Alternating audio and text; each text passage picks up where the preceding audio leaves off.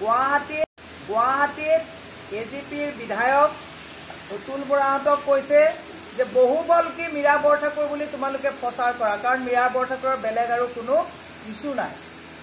আৰু পাৰিষদসকলক কৈছে তোমালোকে একমুখে বহুবলকি মীৰা বৰঠাকুৰ বুলি তোমালোকে প্ৰচাৰ কৰা।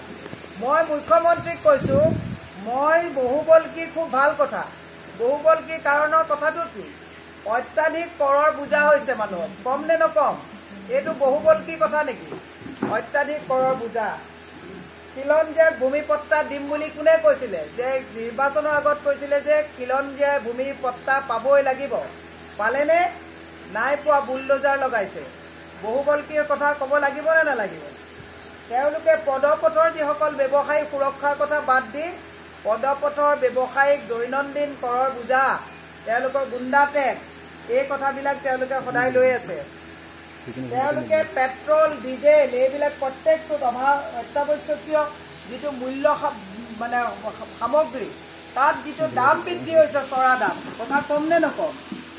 এই কথাবিলাক ক'লে যদি মীৰা বৰঠাকুৰ বহুবলকি হয়, মুখ্যমন্ত্ৰীক কৈছোঁ আৰু 1000 বাৰ লাখ বাৰ কথা কম। OPSLক লৈ আমি মাত মাতিম নে নামাতিম? মানুহে গোটেই সুদীৰ্ঘ দিন চাকৰি কৰি তাৰপিছত বৃদ্ধ বয়সত পেঞ্চনটো লৈ পেলাই তেওঁলোকে কিবা এটা কৰি চলি থাকিম বুলি ভাবে। তাক বন্ধ কৰা, ষড়যন্ত্ৰ কৰা চৰকাৰখনৰ এগেইনষ্টত মাত মাতিম নে নামাতিম? টুল গেট চিণ্ডিকেটৰ যিটো সন্ত্ৰাস, টুল গেটটো আছেই। কয়লা চিণ্ডিকেট, চুপাৰী চিণ্ডিকেট, গৰু চিণ্ডিকেট, গোটেই পনীৰ চিণ্ডিকেট। গুজৰাট মডেলটো এওঁলোকে কোনটো মডেল লৈ আহিলে? গুজৰাটত ইতিমধ্যে 7000 স্কুল বন্ধ হৈছে। সেই গুজৰাট মডেলটো অসমলৈ লৈ আহি 11442খন স্কুল হিমন্ত বিশ্ব শৰ্মাৰ আমোলত একত্ৰীকৰণৰ নামত বন্ধ কৰা হ'ল। গতিকে এয়াই হৈছে গুজৰাট মডেল। গুজৰাটৰ আৰু এটা মডেল কি?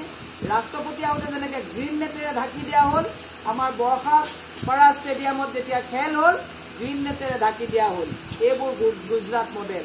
গতিকে মই আপোনালোকক আহ্বান জনাইছোঁ, এই বহুৰূপী মুখ্যমন্ত্ৰীৰ মেৰুদণ্ডহীন অতুল বৰা ডাঙৰীয়াই আমাক যিটো টেগলাইন জনাব বিচাৰিছে, তেওঁলোকৰ বন্ধ কোঠাত হৈ থকা আলোচনাৰ যে আমি সকলো খবৰ পাওঁ, হিমন্ত বিশ্ব শৰ্মাৰ প্ৰতি যে প্ৰতিজন মানুহ অতিষ্ঠ হৈছে, তেওঁ বন্ধ কোপৰ গুপ্তচৰৰ যে গুপ্তচৰ হৈ থকা নাই, সেই গুপ্তচৰবিলাকে যে মুক্ত কণ্ঠে আমাক খবৰ দিছে, তাৰো তেওঁ মান ৰখাটো ভাল বুলি মই আহ্বান জনাই হিমন্ত বিশ্ব শৰ্মা ডাঙৰীয়াক কৈছোঁ যে কংগ্ৰেছৰ বি টিম লগাই পেলাই আপুনি যিটো আমাৰ কথাবিলাকক কটাক্ষ কৰিছে, এতিয়া কংগ্ৰেছৰ বি টিম ভাৰ্চেছ বিজেপি টিমে আপোনাক এবাৰ প্ৰত্যুত্তৰ দিব।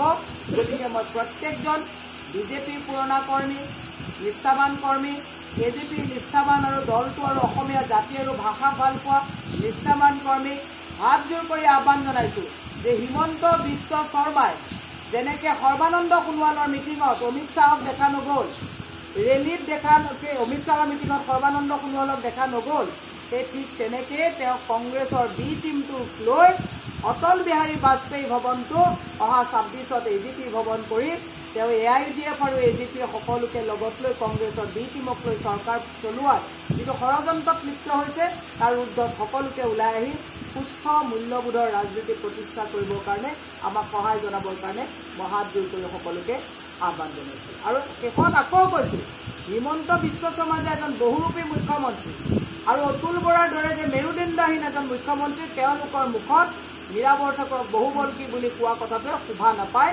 এনেকুৱা মুখ্যমন্ত্ৰীৰ কথা বাৰে প্ৰতি কৈ থাকিম, আৰু তাৰ কাৰণে যদি বহুবলকি বুলি কয় 1000 বাৰ বহুবলকি হ'ম। তাৰ কাৰণে মই এই প্ৰত্যাহ্বান মই লৈ লৈছোঁ। তেওঁলোকে কাইলৈ কোৱাৰ আগত তেওঁলোকৰ গুপ্তচৰে আমাক আগতেই খবৰ দিলে, আমি গম পালোঁ হিমন্ত বিশ্ব শৰ্মাৰ মানে ঘৰত যে বৃহৎ ফাট পেলিছে, ইয়ে এক প্ৰমাণ।